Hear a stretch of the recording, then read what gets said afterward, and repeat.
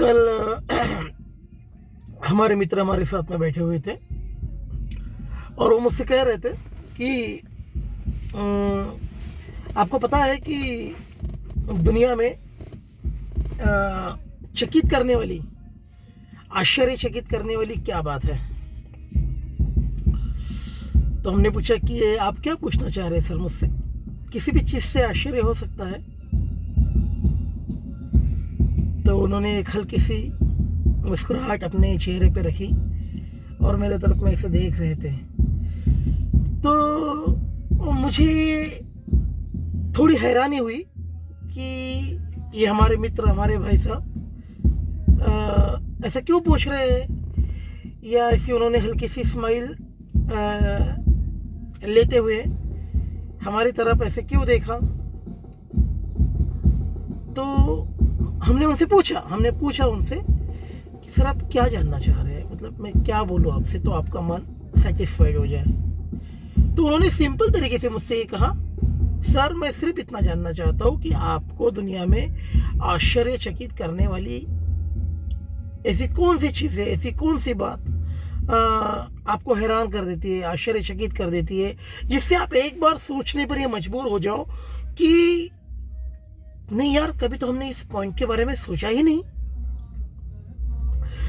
तो हमने कहा सर दुनिया में बहुत सारी ऐसी चीज़ें हो रही है जिससे हम लोग आश्चर्यचकित हो सकते हैं।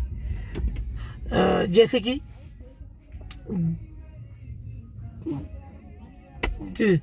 भी कोई भी एक आधी घटना या कोई भी एक आधी ऐसी दुर्लभ चीज जो हमने आज के पहले कभी नहीं देखी। उन्होंने कहा यस राइट,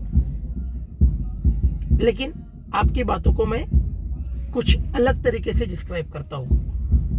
देखी नहीं, ऐसा नहीं, बात नहीं है, हम रोज देखते हैं आश्चर्यचकित दुनिया में 7 वंडर्स, 7 अजूबे, ताजमहल, बेबीलोन का उल्टा लटका हुआ गार्डन,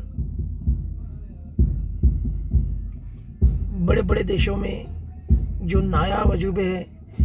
यह आश्चर्यचकित या हैरान करने वाली बात नहीं है सर। दुनिया में आश्चर्यचकित करने वाली बात है कि एक दिन हमें इस दुनिया को अलविदा करते हुए निकल जाना है, मर जाना है, आपकी मौत होने वाली है। Oh my God. तो तब हमने सोचा कि यार सच में ये तो घटना घटित होने वाली है। हम किस दुनिया में, किस भूलभुलैया में और किस ईगो में हम लोग जिंदगी गुजार देते हैं, और ईगो में, इस भरम में न जाने हम क्या क्या कर देते हैं ना। कल मुझे ये समझ में आया कि वो भाई साहब ये बताना चाह रहे थे कि सर इस क्षणभंगुर दुनिया में आपका अस्तित्व एक किराए से ज्यादा नहीं है। जैसे लोग किराए का घर लेते हैं ना, लोग किराए का घर लेते हैं या लोग बड़ी बड़ी कोठियां बना लेते हैं, लेकिन आपकी भूमिका एक क्षणभंगुर ही है। आप कुछ ही समय के लिए इस प्लेनेट के ऊपर में आए हैं, आप कुछ ही समय के लिए इस प्लेनेट के ऊपर में आए हुए हैं, और वो कह रहे हैं आपसे इस प्लेनेट का भरपूर आनंद लीजिए। और कभी कोई चीज आपके मन की अगर नहीं हो रही है, कभी कोई चीज अगर आपके मन की नहीं हो रही है, तो मन का हुआ तो बहुत अच्छा, और मन का नहीं हुआ ना तो उससे भी ज्यादा अच्छा।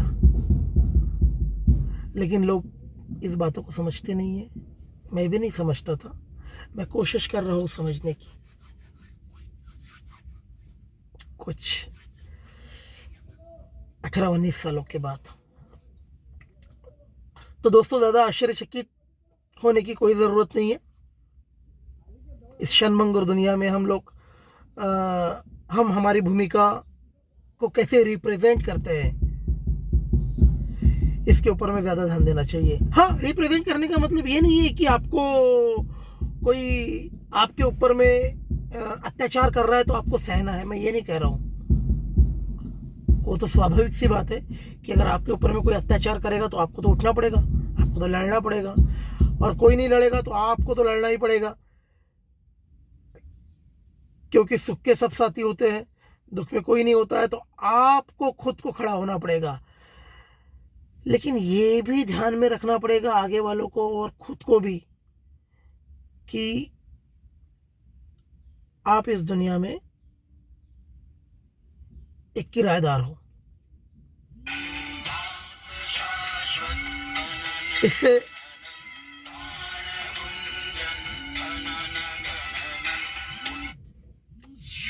फोन आ गया था। आप इस दुनिया में एक किराएदार से ज़्यादा कुछ भी नहीं हो, तो ज़्यादा इतराने की ज़रूरत नहीं है। अपनी भूमिका को अच्छी तरीके से रिप्रेजेंट कीजिए, अपनी भूमिका को बेहतरीन तरीके से रिप्रेजेंट कीजिए।